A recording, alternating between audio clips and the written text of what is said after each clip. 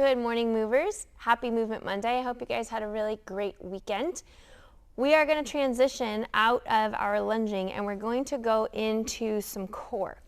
Now, working with law enforcement and listening to our wonderful officers tell me about the testing that they need to do, they mention sit-ups a lot. And I see sit-ups in martial arts, I see sit-ups in military, I see sit-ups in law enforcement.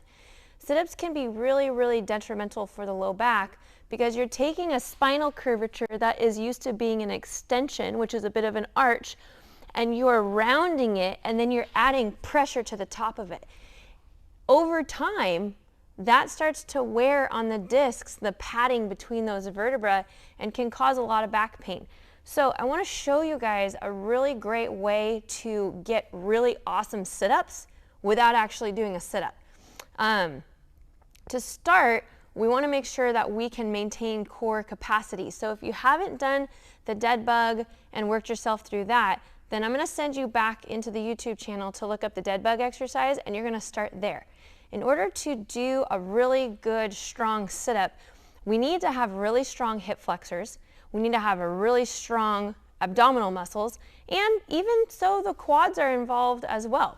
So the greatest way to learn a sit-up is actually to be able to do a leg raise. The leg raise is the opposing action of the sit-up. However, you can maintain a really nice spinal position and still activate quads, hip flexors, and core, including the lower abdominal muscles. So to begin, we're going to get you on your back. And to start out, just for sake of the low back, we're going to put the hands under the pelvis.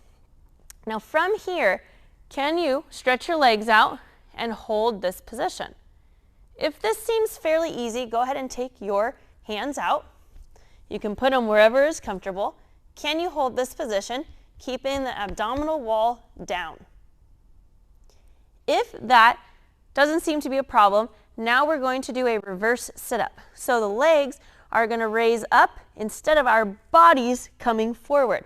So what that looks like is you can put your hands underneath your bum, legs out, and lift. Now notice, with my legs being straight, the lever arm is pretty long. If it's too difficult, we can bend the knees a little bit and lift just bent knees.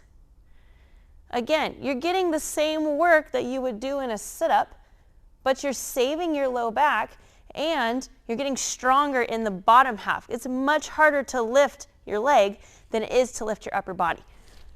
So for those of you guys who do a ton of sit-ups, I challenge you to go ahead and try the leg lift version intermittently to give your low backs a little bit of a break and test yourself to see how many more sit-ups you can get done in a minute or a minute and a half using this type of training versus just repetitively doing sit-ups just to get good at them. If you have any questions, please reach out to drjendc.com.